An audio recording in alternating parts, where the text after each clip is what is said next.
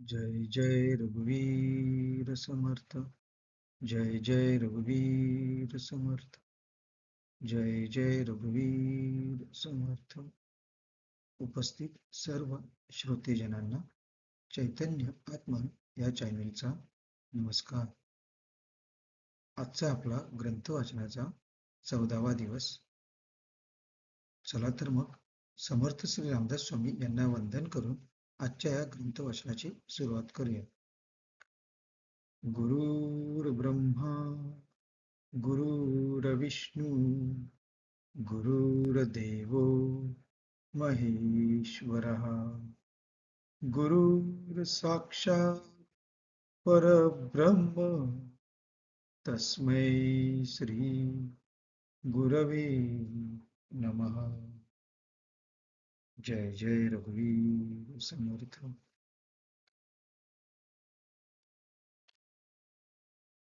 आज आपण समर्थ श्री रामदास स्वामी लिखित सार्थ श्री दासबोध या ग्रंथातील दशक द्वितीय समास द्वितीय म्हणजे दुसऱ्या समासाचे वाचन करण्यास सुरुवात करीत आहोत. श्रीराम. श्रोती व्हावे सावधान, आता सांगतो उत्तम गुण. जेणे करिता बाणे खुन, सर्वज्ञपणाची. वाट पुसल्या विन जाऊ नये, फळ ओळखिल्या विन खाऊ नये. पडली वस्तू घेऊ नये, एका एकी.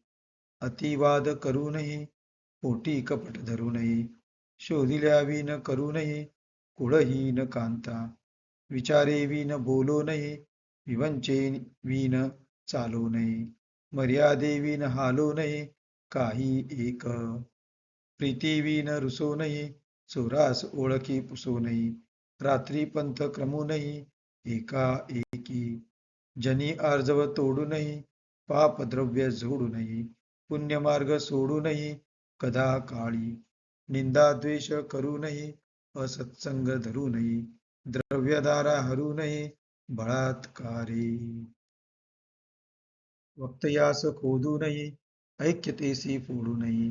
विद्या अभ्यास सोडू नये, काही केल्या. तोंडाळासी भांडू नये, वाचाळासी तंडू नये. संत संग खंडू नये, अंतर्यामी. अतिक्रोध करू नये, जीवलगांस खेदू नये. मनी वीट मानू नये, शिकवणीचा. क्षणाक्षणा रुसू नये, लटिका पुरुषार्थ बोलू नये. केल्या विन सांगू नये, आपला पराक्रम. बोलीला बोल विसरू नये, प्रसंगी सामर्थ्य चुकू नये. केल्या विन निखंदू नये, वडिलांसी कदा. आळसे सुख मानू नये, चहाडी मनास आणू नये. शोधिल्या विन करू नये, कार्य काही. सुखा अंग देऊ नये, प्रयत्न पुरुषे सोडू नये. कष्ट करिता त्रासू नये, निरंतर. जय जय रघुवीर समर्थ. हा समास मोठा असल्यामुळे आपण त्याचे 3 भाग केलेले आहेत. तर त्यातील प्रथम भागाचं आज आपण वाचन केलेलं आहे. आता त्याचा आपण अर्थ पाहूया. श्रोत्यांनी सावध व्हावे. आता उत्तम गुण सांगतो. कोणत्या गुणांना उत्तम लक्षणे म्हणतात ते सांगतो. ते गुण ऐकल्याने सर्वज्ञपणा म्हणजे काय ते समजेल. यः गुणान् वेत्ति अवगुणानपि वेत्ति स सर्वज्ञः. ह्या समासात शेवटपर्यंत सर्व निषेधपर वर्णन आहे. त्यावरून त्यांतही दोषकथन आहे असा भास होतो. परंतु वर्णन 2 प्रकारचे. विधिरूप अहरह संध्यामुपासित व निषेधरूप कलिंगम न भक्षयेत. निषेधांत दोष त्यागानंतर गुण राहतील त्यांचे ग्रहण. वाट परमार्थाची. सद्गुरूंना किंवा व्यवहारातील जाणत्यांना वाट पुसल्यावाचून कुठे जाऊ नये. गेल्यास श्रम, काळ, द्रव्य ह्यांची हानी, शिवाय कार्यनाश व गबाळेपणा येतो. फळ ओळखल्या वाचून खाऊ नये. खाल्ल्यास प्राणास अपाय होण्याचा संभव. पडलेली वस्तू तिची पूर्ण चौकशी केल्या वाचून एकाएकी घेऊ नये. घेतल्यास नसती चोरी व संकटे प्राप्त होतील. फळ ओळखणे. कडू वृंदावन, अफूचे शेत, सृष्टीरूपी बाग सर्व फळांनी भरलेली आहे. त्यांतील शाश्वत अशाश्वत फळांचा विचार करून ती सेवावी. यज्ञ, दान, तीर्थ, व्रतादी काम्यकर्मे अशाश्वत फळे देतात. जन्म मरणाचा फेरा लागतो. ह्या समासात सावधानतेच्या सूचना श्री समर्थांनी केल्या आहेत. अतिशय वाद करू नये. वाद केल्यास त्यांचा परिणाम तोंड न पाहण्या इतका होतो. तुटे वाद संवाद तो हितकारी. वाद संवाद नाही तो वाद. गुरोस्तु मौनम. काशीच्या दत्तपादुका. पोटात कपट धरू नये व कुलशिलाची चौकशी न करिता कुलहीन स्त्री करू नये. नाहीतर मागाहून पश्चात्तापाची पाळी यावयाची. बोलणे चांगले बोलणे चालणे वागणे करावयाचे ते पूर्ण विचार केल्याशिवाय विवंचनेविन करू नये. आणि वेद, शास्त्र, व्यवहार यांची मर्यादा सोडू नये. आपल्या संबंधांचे प्रेम असल्या वाचून कोणावर रागवू नये. प्रेमा वाचून रागवलात तर तुमच्या रागाला पुसतो कोण? चोराला ओळख विचारू नये. रात्री एकट्याने प्रवास करू नये. लोकांमध्ये वागताना सरळपणा, आर्जव, लीनता सोडू नये. अनिती, कुदान वगैरेचे मिळालेले द्रव्य घेऊ नये आणि केव्हाही पुण्यमार्ग टाकू नये.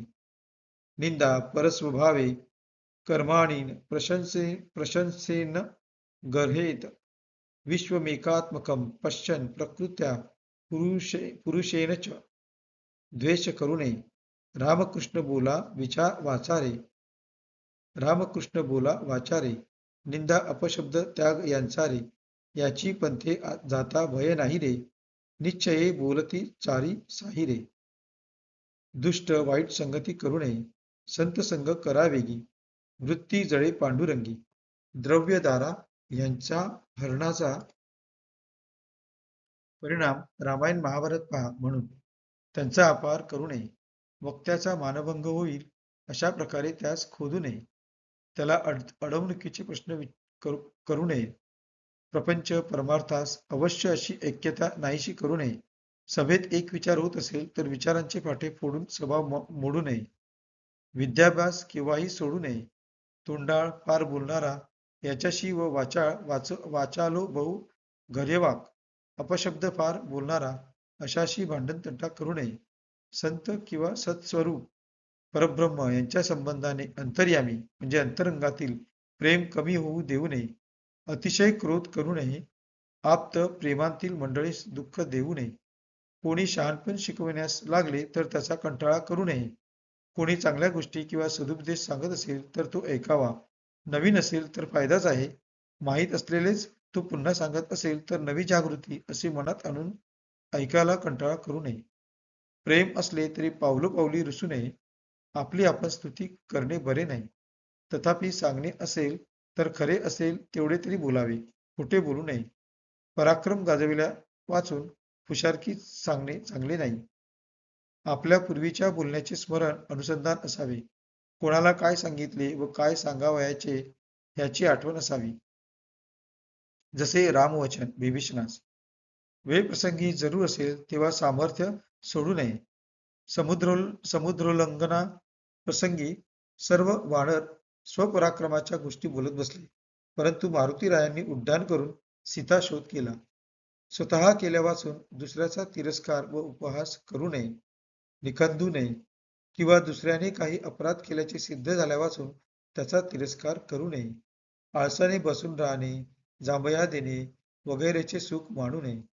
कोणी कोणाची चहाडी सांगितली तरी ती मनावर घेऊ नये. स्वबुद्धीने न्याय पाहून ठरवावे. पक्का शोध म्हणजे चौकशी केल्या वाचून कोणतेही कार्य करू नये. निरंतर सुखाला लालचावू नये. तामस व राजस सुखाकडे इंद्रिये जाऊ देऊ नये. पुरुषाने प्रयत्न करणे टाकू नये. पण जल ताडणवत निष्फल यत्न करू नये. प्रपंचाचे कष्ट तर जीव करतोच आहे, पण परोपकाराचे, सत्कार्याचे सदोदित कष्ट करीताना त्रास मानू नये. जय जय रघुवीर समर्थ. हा होता 1 ते 14 या ओव्यांचा अर्थ. आता आपण सार्थश्री दासबोध या ग्रंथाच्या श्रवणाची फलश्रुती जी समर्थ रामदास स्वामींनी या ग्रंथात प्रथम दशक, समास प्रथम यामध्ये वर्णिलेली आहे. त्याचे वाचन करू. हा ग्रंथ श्रवण केल्याची फलप्राप्ती श्री रामदास स्वामी आपल्याला सांगत आहे. सर्व संशय एकदम नाहीसे होऊन क्रियेमध्ये म्हणजे आपल्या आचरणामध्ये ताबडतोब फरक पडतो. सायुज्य मुक्तीचे रहस्य कळून येऊन तिच्या प्राप्तीचा सुलभ मार्ग सापडतो. दुसऱ्या बिकट साधनांचे कारण पडत नाही.